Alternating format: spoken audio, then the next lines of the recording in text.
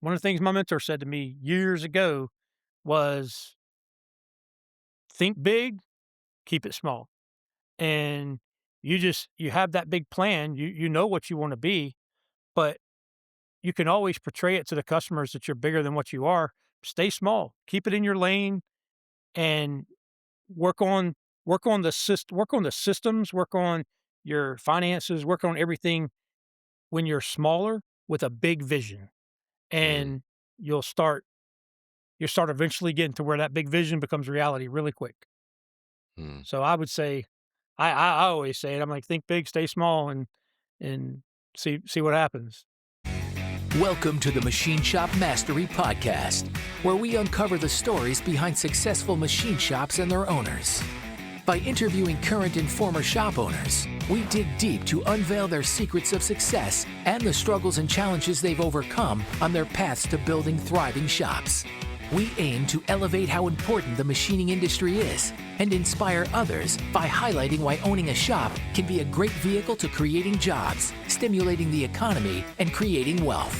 Here's our host, former machine shop owner himself, Paul Van Meter. Hello, my friends, and welcome to another episode of Machine Shop Mastery. Boy, do I have a great episode for you today. You're just going to love Barry from Low Country Aerospace. I got to visit that shop. It's incredibly impressive. They're doing so many things right, and I can see why with someone like Barry leading this business. But at the same time, it's very relatable. You know, Barry talks about the origins of the business, and always saying yes to new opportunities that customers were asking for, and but figuring it out as he went. And one of the more poignant moments of this episode I really love is where he said he used to be pretty prideful, and he realizes from that period where he had a mentor and was really thinking about how to grow this business, and his relationship to it was that he needed to put his pride aside, be more humble, listen to other people, give them more autonomy in their work, and that shift has made a huge transformation in their business. So there are so many wonderful takeaways from this episode, but that is a pretty big one. And so we talk about a lot of things related to that. It's just a great episode. I know you're going to find a lot of wisdom in it. Thank you to Barry so much for his time to spend with us. And without further ado, let's get into the episode. Barry, welcome to the podcast. It's good to have you here. Thank you, Paul. I appreciate you inviting me. Yeah, well, I could not help it. I've visited your shop a couple times, Low Country Aerospace. Hunter, your son, is a super impressive guy, by the way. Just, Thank you. I'm sure you're so proud of him. But Yes. yeah, I was just blown away by what you guys are doing there. Seems like an incredible company. You're on a massive growth curve, and your willingness to share a little bit about your story and maybe inspire some younger shops out there. Good. Just wanted to have you on the show and let you tell us all about Low Country and what you've done over the years to be so successful. Yeah. Well, I appreciate it. Yeah, it's been quite a journey. If you would have told me, back in 2012, we started it in 2012. But we didn't really go full, full time and headstrong until about 2015. Hmm. If you'd have told me, you know, in 11 years or so, we'd have, 32, 34 employees and continuing to grow, every day, every month, I Hmm. would have said you're crazy. I mean, there's just no, I didn't, because I couldn't see the growth potential. I couldn't see the I couldn't see the writing on the wall, so to speak. And, Right. Yeah. um, but it's been an absolute, journey, and it's been one that I love. I absolutely love it. Um, I surround myself with very, very, very good people, and they are, they make it easy. They make it a joy to come to work. They make it easy to do day-to-day business. That's fantastic. So tell us how you decided to start the business. What did you do before? And was it a machine shop right away, or were you doing other things when you first started it out? No, great question. We had, I was working for another company. I was a sales manager for an industrial and safety supply house. So we did industrial MRO supplies, things like that. And I was with them for I was in that industry for about 20 years, 15, 18 years. And I was, me and the owner of that company were super, super close friends. And they were getting to the point where they were going to sell out eventually. I'd been calling on the aerospace industry for probably 90% of my career. That's where Okay. I cut my teeth. That's where I grew up in the industry. I like the aerospace industry. It was easy for me. It just kind of came natural and fit. So whenever he got ready to sell, um, I had such a good relationship with one of my supplier or my customers.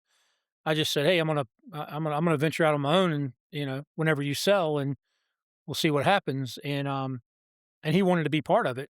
He said, "When I sell, I don't have anything to do." And I was like, "Well, I'd love for you to be part of it if you want to." And he chose to be part of it. And so I started it before he sold out. I'll never forget. My customer came to me and they said, "Hey, we pay a certain amount of money for the FAA to come in and inspect all our toolboxes, and we have to have everything shadow boxed." And I didn't know what that meant. I was like, "But let's take a look at it." And we looked at it, and I said, "Man, I think I could do that for you." And so right away, I knew I needed a machine to capture the image of the tools, Mhm. and then I needed a way to cut the foam for the Yep. cutouts. And and mind you, I had no idea what I was doing, but I was like, I'll figure it out and see what happens. So I bought a Vertec imaging machine, and then I bought a CO2 laser to cut foam. So those were our 2 purchases, our first purchase. And then it progressively grew from there, and I hired my first 2 employees in 2015. They stayed with me for quite a while, and then they went on to do other things, but they, we just took it from there, and eventually we bought a CNC router to do other things. Mhm. And, I think one of the biggest things that we kept in the forefront is we never told the customer no, that we couldn't do something. Mm, mhm. We Right. always told them yes. No matter what they So asked, we figured out how to do it and get it done. so it sounds like they were kinda pulling you along, like, "Hey, we have this other need as well, and could you help us in this area?" And you just kept saying, "Yes, and I'll figure it out, and we'll do it for you." They did. We had I- I developed such a good relationship with that customer over so many years that it was kind of a joke that um, they actually had me a little office set up inside their facility because I went there. I went Love it. there, 4 days a week. I was on site pretty much all day. Right. And they would just give me orders, and we would fulfill the orders, and it uh it just it just grew from there. Wow. So about what year did you start making actual parts for them that went on the planes? Um, we actually started making parts. Well, we didn't actually, they didn't come to us and ask us to actually, make parts that go on the aircraft. Um, Okay. we had a very mutual friends of ours who he's a pretty large machine shop and a manufacturing company, and he actually came to us one day during lunch, and he was like, I'm having I got such a backlog of parts that need to be made."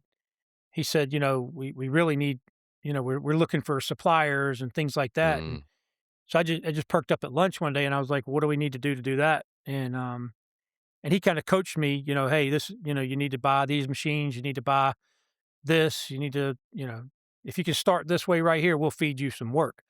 And mhm. so I said, "Okay, I'll do that too." And so I hired a programmer and a machinist, and bought our first 2 machines. I bought a VF4, a Haas VF4, and Yep. a 750.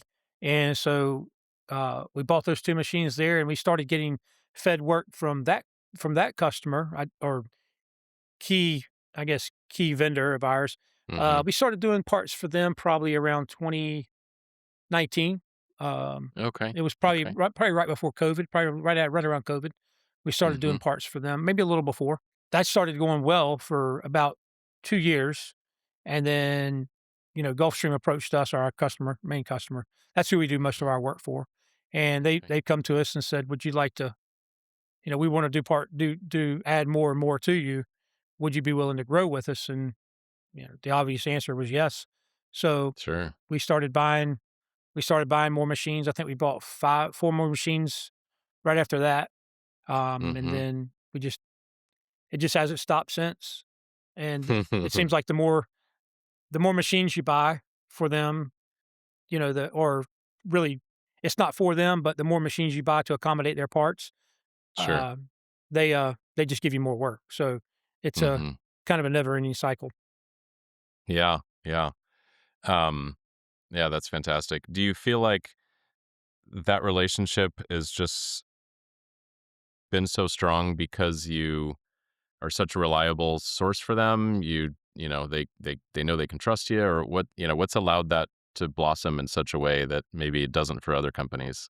I think that's it. Uh, we have such a great relationship with them, not just myself, but my general manager, of Mhm. course, my son.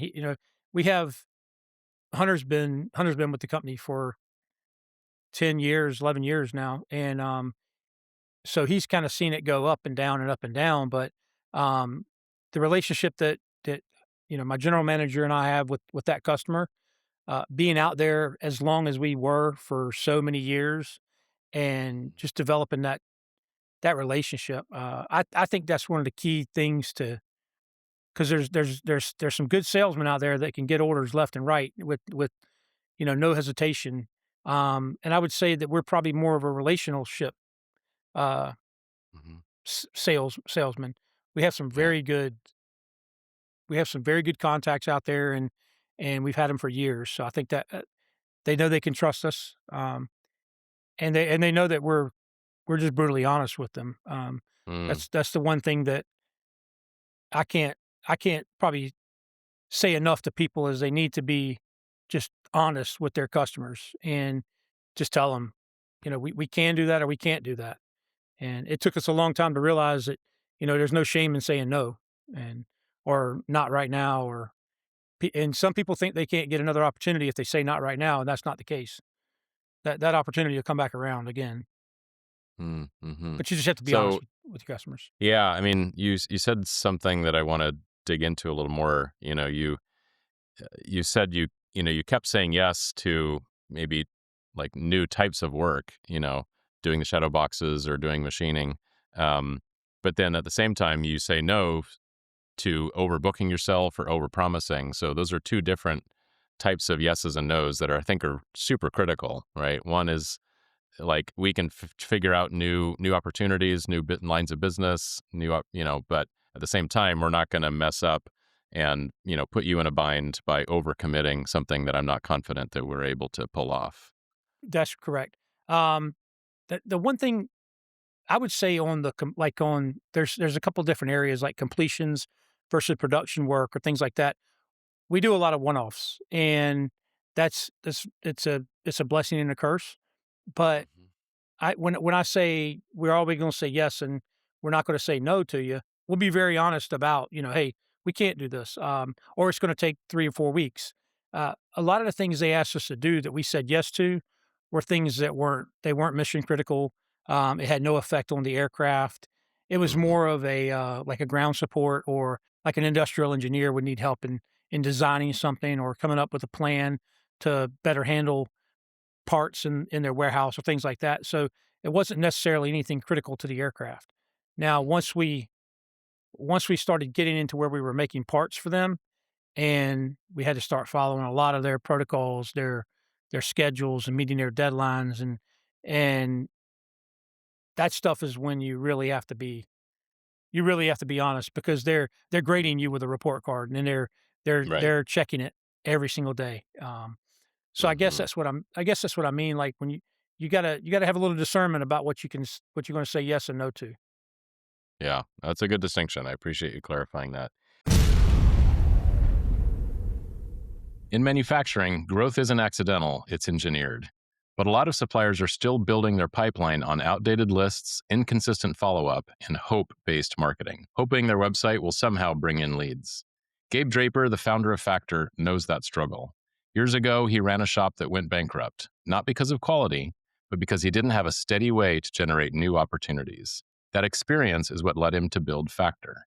Factor helps suppliers create consistent sales opportunities by combining targeted outreach with marketing that puts you in front of the right buyers. Their team finds the right companies, starts real conversations, and sets qualified meetings. So if your pipeline swings with referrals or seasonality, Factor brings a system that puts you back in control. And for listeners of this show, Factor is offering a free custom report that highlights the best opportunities in your industry, plus a list of real companies that match what you do. Request yours at factormfg.com/chips. That's facturmfg.com/chips. You mentioned, ups and downs. You use that term with Hunter, seeing it. Obviously, every business, even when it's growing well, is not always just up and to the right. There's always bumps in the road, whether that be, can't find enough employees to fill the demand you have, or sometimes there's a downturn in an industry that leaves you a little bit slow on work. What are some of the bumps that you've experienced, and how have you overcome those things? Whew. COVID-19 was pretty bad. It was just because the industry we served is one of those that was more of a luxury item and more of a wanted item instead of a necessarily a needed item. So Hmm. even though we were important to them, we weren't in the grand scheme of things buying a very expensive luxurious jets, not on their they kind of takes a Right. back seat to some of the things going on in the economy. Some of the ups and downs we had struggles with was our customers, not necessarily that one, but other customers we had in the past that were very slow pay. Um, Mm, a yeah. business of our size, when we're trying to grow, strapping us for cash was very hard. We had, like a lot of other companies, we had a line of credits out there, and we're trying to, pay those back and all that stuff, and so it was that was probably the downside to it was Yeah. waiting on customers to pay us. That's I've always been a struggle. I've heard this too many times. It's just, and oftentimes it's the big companies that have plenty of cash. They do, but they're just slow or something. And then sometimes you have the small ones that probably don't actually have it, and they're trying to figure it out. But yeah, it can be tough. What have you done anything to mitigate that by being more careful with checking credit references or anything at all, asking for prepayments or anything that, with a new client till they're established or something like that? Well, not really. Okay. It's funny you say that because that's part of one of the big I guess one of the biggest moments I guess of my business is I'm very deep in faith in my faith, Mm-hmm. Yep. and it was we were struggling pretty bad trying to collect money, and we'd bought some new machines, we'd hire a bunch of new people, and we were just struggling trying to get do that, and it was my wife actually I give her the credit for it. She was like, hey, you need to pray about the business and you need to pray over the business, and I'm like, ooh, shit hit me between the eyeballs, a little bit, and I was like, all right. Well, it was just, ironic enough, we had a bank come to us about about 2 days, 3 days after we'd prayed over the business and come in at 6:30 one night. I was at the office and, 6:30. just showed up at my office and you know where my shop's at. Yeah. It's not the best area to be at 6:30 at night, but he came in at 6:30. He said he was just happened to be in town for a few days on vacation and wanted to stop by and see if he could help us. And, I was like, "I don't, I'll talk to you. I'll see what's going on." He came in and they're a bank, but they factor. They're basically a factoring company, but they are a Mm-hmm. bank, and so they fund your ARs. Mm-hmm. And he we sat and we talked for about 2.5, 3 hours, and, Wow. he, I said, "Well, if you can put all this in writing, let me do some research and see." He put everything in writing. Not only did he funds all our ARs within 24 hours. Uh, he funded every single bit of our ARs that were in the past, and we had customers that owed us over, I would say 180 days, 200 days was Oh, getting old. wow. Oh, So gosh. all that money that we couldn't collect, he funded it overnight.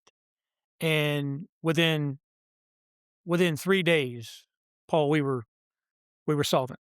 And, I was blown away, and we've had a relationship with him ever since, and that started in 2020, 2021, and, Mm. we won't we won't leave them. I mean, it's a little bit of a percentage to get our money, Mhm. but, um, but it's the headache's gone. The I don't have Yeah. to run people down to collect money. We do a little better job of vetting the customers, doing credit checks on them. But Mhm. it's what you said a while ago. It's the companies that you don't think you need to do a credit check on that are very large, and you know they have the funds. Those are the ones that will hurt you. Mhm. And those are the ones that we don't think we need to do a credit check on. Right. Sadly enough. Yeah. Sure. but Sure. um, but yeah, so that's probably been the biggest blessing and the biggest one of the biggest accomplishments we've had, in the Wow, business. that's huge. I know after 9/11, my shop was within weeks away from insolvency, and that's an Mm, incredibly hard feeling. How mm. close was it for you? Like, were you not gonna make payroll the next period or I would say it was probably within 4 weeks, 3 to 4 weeks. Hmm. Wow. Yeah, it was pretty bad. Um, Mhm. I was like, "There's no way, what," like, I don't know why this is happening to us, and because on books, you look good, but Mhm. in reality, you look really bad. So Yeah. it's, but it you know, thank God he's got a way of getting your attention and turning it around. That's an amazing story. Thank you for sharing that. Absolutely. Let's talk about your team. You say you have an amazing group of people. How do you find them? How do you attract them? What's your culture like? Man, the culture. I would say the culture. I I try to be I try to be very transparent with the group. I think everybody there is pretty transparency, or Mhm. has a very good level of transparency about themselves. We try to keep it fun. We're very encouraging. But Mhm. I think what we do good at is we offer some really good benefits. I mean, obviously, I think everybody does offers probably about the same thing. But the 401k, profit sharing, your pay, and Mhm. we're very flexible. I would say that's probably one of the biggest things that we do. I think we do better than anyone is we're very flexible with our employees. It is very hard to be flexible with them, but we've seen over the last few years that being flexible and, if they need 2 or 3 days off, and, we're not so regiment that we're gonna be like, "Well, you only have 6 minutes and 32 seconds of vacation left," we're just not like that, Sure. we're very understanding people, Mhm. so that's probably been the biggest driver, that's probably kept I would say that's probably kept more people than it's actually attracted people because they don't know. A majority of our employees have been there for 5 plus years. Our tenure is pretty good. We've had some there we've had 4 or 5 people that's been there over 9 years. So we've just been started but we just recently started hiring a lot of people, so they're fairly Mhm. new, but I have a feeling they'll be there for a while. Mhm. That's awesome. Do you have established core values that you, publish or just kind We of do. more They're on our yeah? website. Yeah, we do. Okay. Nice. Yeah, And do you hire for those? Do you, like, make sure that those people are aligned with those when you hire? we do. We try to. It's Mhm. it's It's not a the industry. science. It's Yeah, the industry is very slim on qualified candidates for what we do. Sure. But we do when we can. We definitely try to stick to those core values as much as possible. There's been 1 or 2 incidences where that slipped through the crack, Sure. and we noticed them within about 2 days, and so Oh. we were able to thankfully get rid of that. Are you pretty quick about making those decisions when you Oh know it's yeah, not a good fit? yeah, yeah. Um, we will let one go a little too longer than what we should have, but for the other ones, yeah, we're very quick about when we see that. Do Um, you feel like you're quick at decision making in general? Just a more decisive, let's go kind of person? you know, whew, that's a good question because I've always been very spontaneous about making decisions. Um, Mm. if you say, "Hey, I think this is an idea. We can do this," and I'll just kind of go all in and like right away. Mhm. Wouldn't really give it much thought. I would say the last 2 years. the last 2 to 3 years, I've really thought about more methodical about what decisions I'm making. And the only reason I say that is because I've it's taken me it's taken me a very, very long time, and only up until about a year and a half ago did I know it's sad to say, but did I trust my team or trust my leadership enough to where I Mm. could kinda relinquish control to them, and I could step back where I could look at other things and let them run the business. I think that's what's helped me be able to slow down a little bit and make more methodical decisions. What is up, Metalworking Nation, Making Ships family? It is an even year, which means IMTS is coming September 14th through 19th at McCormick Place in beautiful Chicago. It is the largest manufacturing trade show in North America, bringing together thousands of manufacturers, OEMs, and solution providers every 2 years to explore how new technologies are being applied to real shop floors. So, whether you're planning future capital investments, benchmarking operations, or simply trying to cut through the noise around emerging technologies, IMTS is designed to help manufacturers make better, more informed decisions. Whether you've been going for years or this might be your first time, put it on your calendar right now. Schedule your time away from the shop. It's good to get out and see new things. It's going to be a big party. I hope to see you there. Go to imts.com and register today.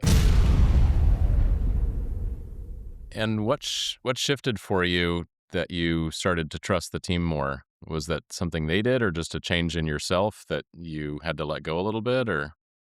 Probably a combination of both, but I would say I knew there was no I was talking with a mentor of mine, and we were going back and forth, and he was telling me, "You have to do it, you have to do it, you have to do it," and I didn't listen to him for probably 2 years. I didn't listen to him, and, um, and then one day I was like, "You know, it's nothing's going to I'm never gonna be able to steer the company in the direction I want it to go unless I let go of everything I'm doing because I there's not enough time in the day for you to do it all, and you've gotta realize you've got a really good team of people that are more than capable of doing it, and you just have to let them do it, and that was when I did that, I would say probably within 3 to 4 months, there was a burden off my shoulders, and I realized that, man, they do a lot better job than I do, and it took a long time for me to figure that out, but they do, and, What a wonderful realization. yeah, That's amazing. and I love it. I absolutely love it, and it's freed me up to do so much other stuff and to focus on other things and, look at that 3 to 5-year plan. Where do we wanna go with this? And, you know, okay, you wanna buy 5 more machines, you wanna buy a new building. What all does that look like, And it's a freeing when you can do that, and I say the sooner you can do that, the better, because Mm, your life will be so much easier. But you gotta have those right people. yeah. Well, that sounds like you went from working in your business to working on your business when you shifted and let your team work in it That's more. exactly what my mentor said. So You should have tell been me my about mentor. tell me about this mentor.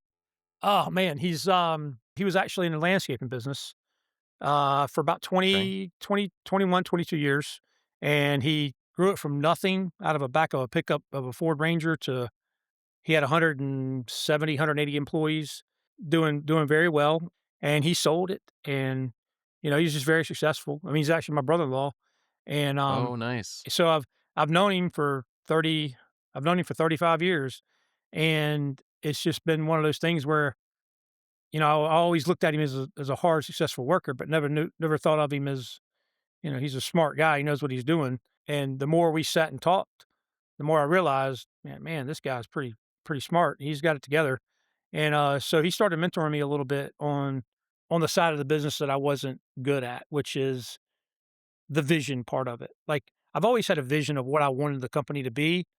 I never knew how to get there. I never knew there was a roadmap to get there. I never knew any of that stuff. And I just was always, let's go get it. Let's get it done. We'll figure it out on the way. And he was like, no, there's a methodical way to get there. And so he just helped me do that. He worked with me for about when he sold his company, he worked with me for about 2.5, 3 years to see the value I brought to the table other than just being in the day to day. Right. Wow. That's very cool. So you had some kind of formal schedule and a system by which you kind of work together that he kind of formally was mentoring you? Oh, yeah, yeah, uh, we met once a week, via a Zoom call or a phone call, and then he would do Mhm. in-person visits once a month. Oh, wow. That's So he'd amazing. come in and see everything, and yeah, he was very instrumental in helping me get to that point where I could kinda let go of what I was doing. And what maybe more specifically in, how to take kind of what your vision was for where you wanting to go and turn it into a roadmap that turns into, I guess, actionable steps. And like, can you explain a little bit more about that? That someone else that maybe feels the same way about you, they have an idea of where they want to go one day, but they don't know how to get there, how Yeah, to bring that down to the level. I think I think what he brought down to me was or he showed me was it's not a quick overnight achievement or goal. I mean, you gotta really plan that goal out. So, when we look at it, if we look at a 3 or a 5-year plan or something like that, when we're looking at buying a new building or we're looking at adding on to new spaces, it sounds good in theory, but then when you sit back and think about it, okay, we can actually add a second shift instead of going out and buying a new building and hiring 30 more people and bringing them all in a day shift. Let's Hmm. stagger. Let's start looking at, night shifts. Let's start looking at weekend Hmm. shifts.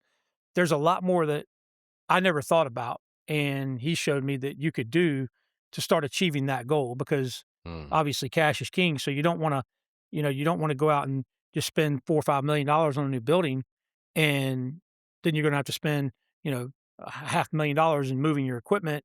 Then you got to buy new equipment, and then there's so much stuff that goes on to where you got to just incrementally do it. So we Right. try to set goals for it. Like we say, all right, in 6 months we want to be if we want to look at buying a new building, in 6 months, we want to have X numbers of dollars saved up for that. Or in 12 months, we want to have, our night shift is going to be running full speed. And that's going to be a goal in 12 months. Then in 18 months, we're going to have a goal, a weekend shift as well. And then I guess it's kind of like microdosing medicine. You just kind of step by step by step, you do it in small steps instead of one giant leap. And Mm-hmm. I think you could do it all in one giant leap if you had, investors and you had big money that was thrown at you and you could just do whatever you want. Sure. That would be That's easy. not the reality of most shops. It's not, yeah, to me, I haven't I haven't ran across that shop yet. So, if they're out there, I haven't met anybody like that.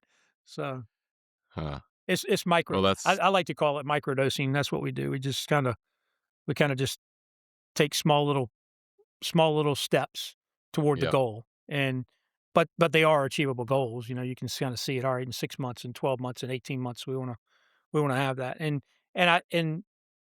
I'm probably very guilty of not meeting with the team enough to say, "All right, we've achieved this goal in 6 months, we've achieved this goal in 12 months," but, Hmm. it's getting better to do that. Hmm. Hmm. They're easier to do it, I say. Right. So do you take those those interim goals and then turn those into sort of tactical, strategies and tactics that individual team members get assigned to? And is that your general manager, or how do you actually organize motion towards completion of those goals as a team? Say we wanna do night shift or we wanna do weekend shifts or something like that. Yes, I Yeah. absolutely let, the general manager and the ops manager, I let them take that role and run with it, and, like, we met today and went over some stuff about, when's the weekend shift coming on board, and I think we have that scheduled for June. So they have their, you know, I guess the way they're doing things and their system of doing things. They have it set to where they report back to me and say, hey, we're looking good for June, and then that helps me look at okay, well, if we can have June set up and by August, September, we should start seeing a bit of a return on that, and then we should start being able to look at maybe a new building or maybe another building just for storage or things like that. So it helps with the decision making on the higher end. But yes, I let them handle the smaller, not smaller, but I guess the more operational side of it versus the high level or the higher level picture side of it. If that makes sense. I don't Yeah, know. that does. And that, I mean, that speaks to, really, giving your team the autonomy to go execute on the vision and, what's been agreed upon, and you don't need to be in the weeds yourself. So that's great. No, and that was one of the words I was thinking about when you were saying about the culture is autonomy. We're very autonomous. I don't. I hate to micromanage. I absolutely hate it. And I think because I grew up kind of being micromanaged that despised it so much, and so it's we can tell through Pro Shop, which is an unbelievable to us so far as digital tracking and everything like that. We can tell when you're not doing your job. Um, I mean, I can tell from QuickBooks when you're not doing your job. So it don't take a genius to figure that out. So I don't need to micromanage people. I need people I can trust, and that's one thing that I have 1,000% faith in is my leadership team and my team in general, but especially my leadership. Like I trust them 1,000%. I don't have to micromanage them at all. So if That's they say, "Hey, amazing. it's going to happen in June," I'm just going to put it down. It's going to happen in June. I don't even have to ask them really. Hmm. But so I think that's one of the biggest key things is you got to be able to trust those people and don't micromanage. Whatever you do, don't micromanage. Did you just happen to hire all the right people that you could trust really well, or was that an evolution? No, no, my gosh, we've made some bad mistakes on hiring people, for sure. We've been very fortunate that we've got the team we've got, and we've hired the people we have. But no, we've probably hired. I would say we've hired probably a third of the people we've hired has been bad, and the other people's all the others been really really spot on. But yeah, I Hmm. think you hire some people that are not so good, and that you do have to It's babysit. inevitable. It's Yeah, inevitable. Yeah. I don't think Yeah. there's a way around that. Right. Well, that was good advice that he gave you about the shifts and not buying a building and all that. And I was laughing a little bit to myself when you said that because, like, well, that's funny advice coming from a guy in landscaping because you can't have a night shift landscape crew. They can't be like in the middle of the night mowing lawns at people's houses. So Very he true. clearly is applying, best principles to your company. But Like I said, that's I didn't realize he was that smart, so yeah, I thought he was that's great. I knew he was successful, but he's got some great advice that's helped Uh, me. that's awesome. Well, that's a big takeaway right there. Just seeking out mentors. I've on the on this, on several different shows, I've had people mention a mentor. We haven't digged into it as much as we did just with you, which I'm glad we did. But I know that very successful people often have mentors. I wouldn't be surprised if your mentor had his own mentor, Uh, right? yeah. And it just goes up the line. And so, yeah, recognizing that there's things that we need to learn, we need to get better at. We're not born with the gift of being excellent at every single thing that our business might need to do. I think is an important realization, Mm, and I'm glad yeah, that that shift for you has been so successful. and it has, and I used to be a very prideful person, and Mm, I think whenever you can set your pride aside and just humble yourself, you'll learn so much. You'll learn so much, and it's worked for me. So you mm. know, hats off to him for pulling that out of me. Was it his mentorship that allowed you to maybe approach things with more humility and less pride? 100%, Wow. 100%. Yep, yep. Between him and the good Lord saying, "Hey, you don't know it all. You better get Right. right because you don't. You think you're smart, but you just wait." uh, that's good. That's really good. If you're looking to increase your spindle uptime without adding any headcount, check out the Hennig workflow automation system. I've seen it. I love it. It's a compact, automated pallet delivery solution that lets you work ahead of your machine so your shop never stops. You can load up to 40 pallets with material, fixtures, programs, and just let the workflow cook. A Henning workflow is designed for high mix machining, works with a wide range of machines, and even with a 125-pound payload on top of a 300 millimeter pallet, yet still takes up less space than most competitors' pallet automation system. That means more production, fewer manual changeovers, really just a practical path to high profit, lights out machining. Learn more about Hennig workflow by visiting hennigworldwide.com/workflow. One of the things that often differentiates from my outside perspective shops that grow well and shops that don't are just how much of like a sales and marketing driven company they are. Like, are they always working on those activities? They're just pushing for new customers, new opportunities, new growth, or are they more of like the you know checker model where they're just waiting for something to come down the pipeline and they'll do the transaction. I get the impression that you're because you kind of came from a sales background that is kind of your mode. Is that true? And has that been a big part of your success over the years? It has. You know, I'm guilty to say that we've probably gotten a little complacent about because we have developed those relationships and we have contracts in place now. Not albeit not maybe written contracts, they're verbal contracts, and we're vendor of record on so many parts that we kind of get complacent on. Mm, Should we go out and look for that next customer? Should we go out and look for that next piece of business? And then I too, you just look at your backlog of work and the realization that you can't handle anymore. mm-hmm, And then no matter what you do, if you go to meet a new customer and they say, all right, well, why should we do business with you? And I can't tell them I'm going to be any quicker or any better than their current supplier because we probably can't. We keep our foot on the gas as much as we can, I guess, without overloading ourselves. mm-hmm, Because that's one thing that we do, and we talk about it.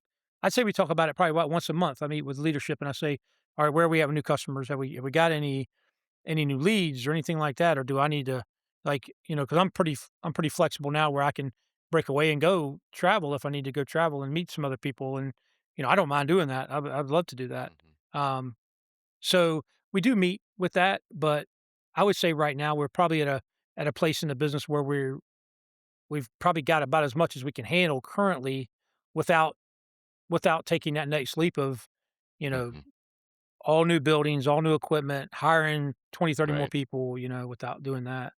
So, but yes, I am very sales driven and I do want to see like I do want to see the salespeople having, where let me see your call report. Let me see what have you done this week, Mm-hmm, and that gets back to micromanaging a little bit, which I don't like to do, but I do like to see activity. I do mm-hmm, like we don't have a system in place for that. It's just mm-hmm, we sit around, we talk, we know what's coming up, we know who we met with, we know if there's any new activity could possibly come from it. But I am very sales mm-hmm. focused. Probably more so sales focused than I guess operational focus. Yeah, yeah. Well, you've now built a team that does that for you. So, Yeah. there's a couple threads I want to follow here.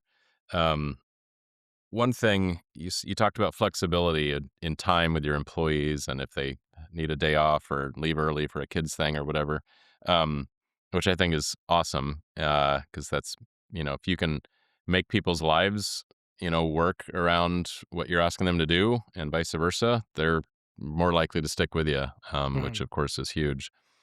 But when I visited, especially last time, and Hunter and I got on the conversation of the volume of work orders that you guys do, Hmm. all being, relatively small quantities. Like I think on the machining side, like 5 or less, or quantity of 3 on average. On the Yeah. sheet metal side, maybe a little bit bigger, but not a ton. But I think he had said that maybe last year you guys did like 7,000 work orders, and this year you're already kind of on track for doing like 12,000 work orders, so like 1,000 a month. Mhm. That is a massive volume of jobs coming through. And how could you balance like that velocity of jobs with offering flexibility for people to be like, "Oh no, if you don't need to come here tomorrow, just take the day off. You're good. We got you covered." It Those is seem like counterbalancing things. it Uh, does, but, uh, I mean, we do pay a lot in overtime, so don't get don't okay. don't get it twisted. We pay a lot of money in overtime, and we discussed this morning actually as we had our sales meeting this morning, and one of the things we looked at in our budget meeting was overtime. It was pretty high, Mm, um, which is fine. I mean, we it's just another indicator that we need. that we definitely need that night shift and we need that weekend shift. We can definitely hire 3 or 4 more people. The problem Right. is where we're going to put them during the day. So, um, but the number of work orders, I saw it today on just from the water jet.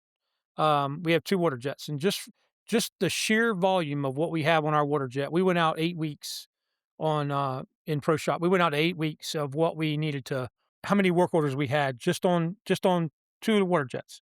Hmm. And it's it will blow your mind. I There was on one water jet over 8 weeks, there's 387 work orders on one water jet.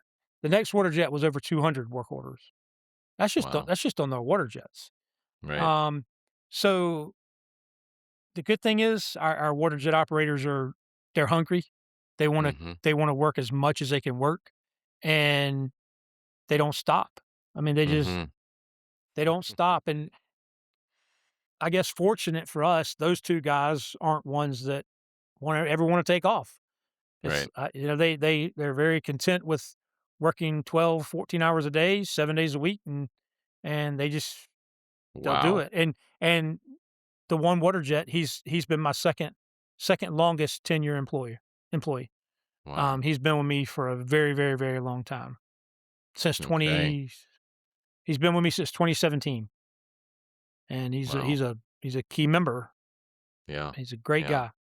That's huge. So, but yeah, it's very difficult when you have to let them take off. They don't abuse it. It's Hmm. definitely not like it's not like some of these companies, like these corporate companies, where if you don't want to come in for 2 or 3, 4 days, you don't have to. There are boundaries to it, but we're just flexible to that degree. They don't Nice. abuse it, which is a Yeah. good thing. But they know that it's there in case they have to take it. That's a But the good number of work balance. orders, That's a good uh, balance. and I saw it today. The number of work orders that we have scheduled it's just it's mind blowing to me. Yeah, I was gonna say, does that amaze you? It it totally amazes me. Like I can't even figure it out. Like I don't even know how we're getting it done, to be honest. And we're not Hmm. late. I mean, I think we have like a 96% on time delivery. Hmm. Um, It's amazing. and I mean, obviously the goal's 100, but I think we're at 95.6, 96% on time delivery. Hmm. So it just tells me that we're very close to hitting our mark on time deliveries with that many work orders, which is even more mind blowing to me. That's a good, yeah, got good team, good systems. The water jet is an interesting thing, and I don't know if you're in the weeds enough to talk about this well enough, but Hunter was showing me how when you guys have parts made out of plate, thicker material, not sheet metal, I'm talking, but like just blanking out chunks for going in the CNC mills. The billets. That yeah, you're rather than buying pre-cut plate from a material supplier, which is what 99% of shops do, you guys just buy full sheets of plate and cut it yourselves on the water Yep. jet. Yeah. One water jet runs pretty much all billets. It just cuts billets completely. The newest water jet we got, uh, about 2 years ago, I guess, it's our bigger water jet, and it's very precise. It's got the dynamic head cutting, so it does all the parts that we're pretty much the finished parts, or the parts we're Yeah, gonna take into the the sheet press metal parts. Yeah. sheet metal parts, yeah. Yep. So we do. We've had it split up, and, we just found it that's to be it's cost productive, and it's also we can typically, we found that if we start bringing in billets and all that stuff, we don't ever know when we're gonna what size billet we need to bring in for that, and the Hmm. lead time on the billets versus what we can do in-house is a lot longer. So Hmm. that's been kind of the driving factor of us cutting all our billets in-house. Hmm. Yeah, and obviously running a water jet is not inexpensive. They're high consumables and expensive, but sounds like Man, the benefits far outweigh those costs for lead time and flexibility and quick turnaround. it's just so funny. Today in our budget meeting, I said, I want you guys to create a P&L separate from everything else, and I got my CFO to do it, just for water jet, because Mm, there is and my general manager was like, "Why?" I was like, "Because at the end of the year, you're gonna sit there and go, "Man, should we have another water jet or not?" I said, "Because it's a very expensive, like," and but then if you start looking at it, the margins are really, really, really good on a water jet. I mean, they're really, really good on a water jet. Even though you have all your garnet and your bricks and your maintenance on the machine, your pumps and all that, it's just even at the end of the year when you put all that out there, your margin on a water jet is still gonna be good. Hmm, It's a interesting. it's a necessary evil. I'll just say that. You gotta have it.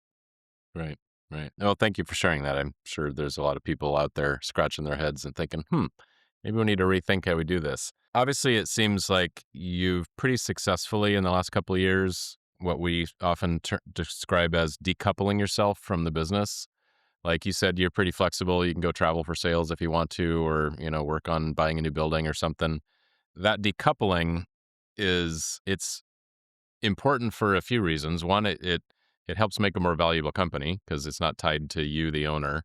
Um, Not that you're looking to sell your business, but just in general, when the owner is wrapped up so tightly into the daily operations, Hmm. not a lot of companies find that as appealing to potentially acquire. But the other thing is I mean, it gives you a nice lifestyle. You can, you're not tied to being there, 12 hours a day yourself. But to successfully do that is not easy, and it's not something that every shop owner has figured out yet.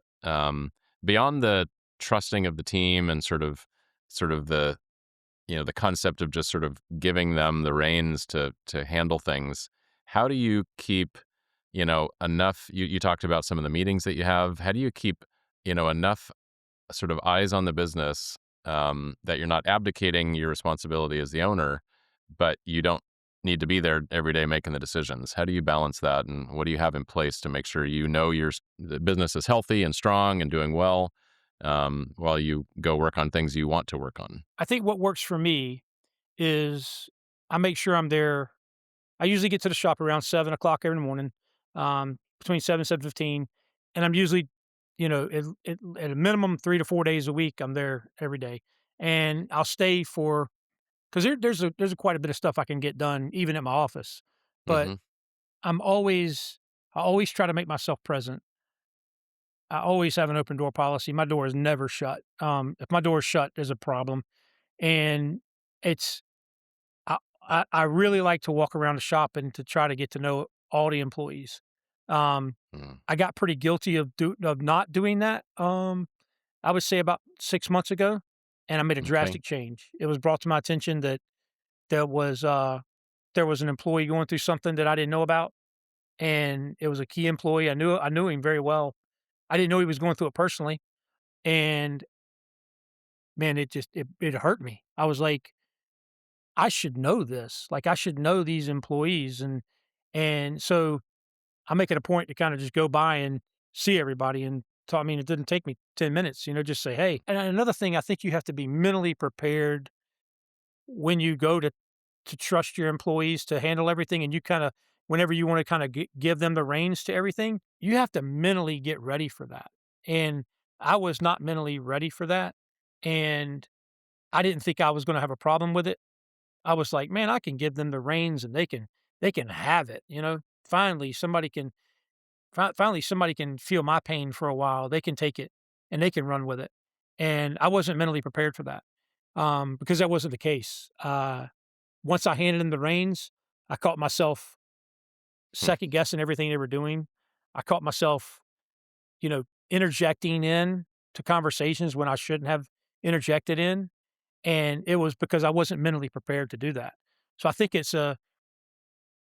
I did it probably quickly. And I think what I would recommend is to do it a little slower, to kinda ease into it a little bit more than probably what I did, but, Hmm. um, but I did make it work, and so I think what worked for me is, number 1 is not just disengaging from the office, like, Hmm. I I I don't know really any other owners that just disengage from the office, but, I've been told that they're, we don't ever see him, but, once a month or something like that.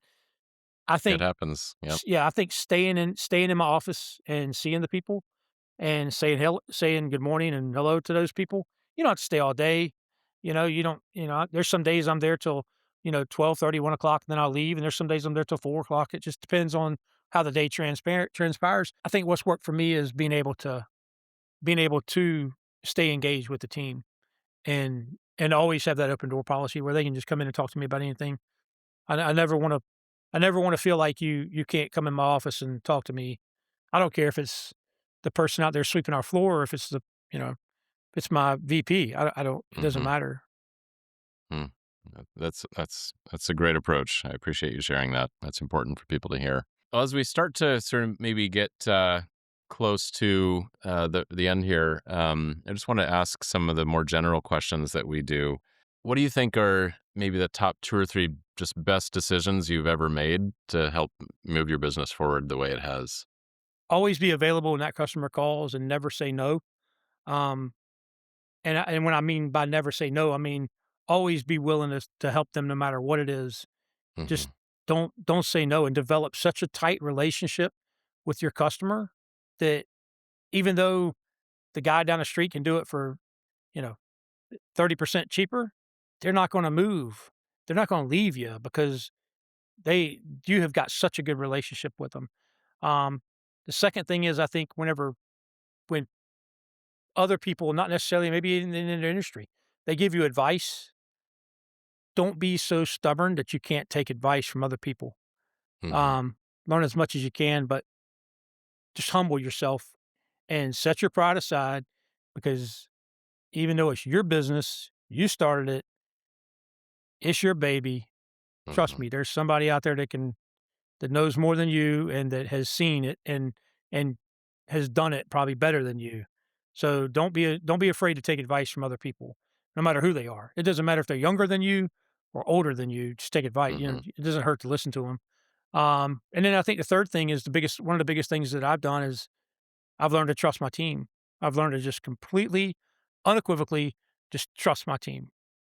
And you know, none of us are perfect, and you got to come to the realization that you're not perfect, and I'm not saying you. I'm saying Hmm. nobody in this world is I'm perfect. not perfect. So, That's for darn sure. nobody is in this world is perfect. So, I don't know why you expect your team to be perfect, but no, they're going to make mistakes just like anybody else. But you just got that trust in them that they can get that job done.